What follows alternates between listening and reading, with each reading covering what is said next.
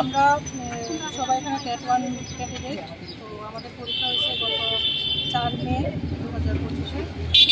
আমরা পরীক্ষা দেওয়ার পরীক্ষার হল থেকে বিভিন্ন একটা বিভ্রান্তিতে পড়ে যায় যে প্রশ্নতে এরকম কিছু আছে যে একাধিক উত্তর আছে, তারপরে কিছু আছে কোশ্চেনটা আমরা এরকম ভুল হয়েছে যে কোশ্চেনটা দেখে আমরা সঠিকভাবে যে জন্য আনসার দিতে পারিনি। তারপর কিছু কোশ্চেন হয়েছে যে আউট অফ সিলেবাস।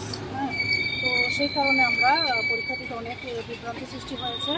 তো সেজন্য আমরা টিআরপির কাছে সেটার জন্য চ্যালেঞ্জ করেছি, যে ভুলগুলি আমরা পেয়েছি এবং প্রপার রিজন দেখিয়েছি।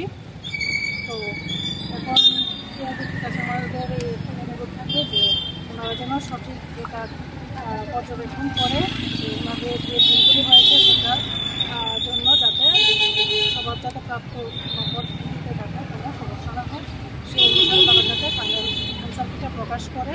আর তার মধ্যে যেমন কিছু কোশ্চেন আছে, যেমন বাল্য বিবাহের একটা কোশ্চেন, সেটা চ্যালেঞ্জ করার সময় দেখা গেছে যে আমরা যে বিষয়টা তুলে ধরতে চেষ্টা করেছি সেই বিষয়টা কিন্তু সবটা আপলোড হচ্ছে না।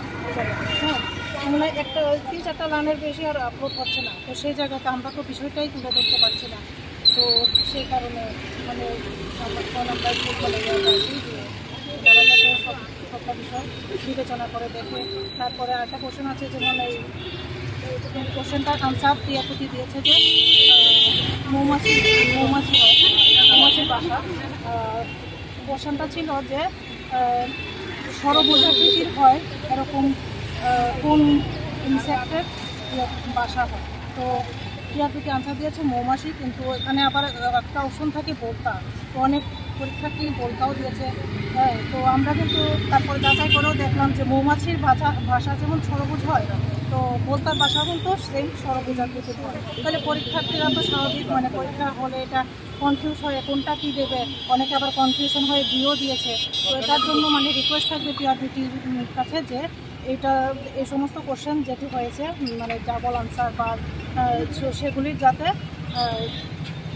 স্টার মার্ক দেওয়া হয়। তারপরে একটা কোশ্চেন আছে সিটিপি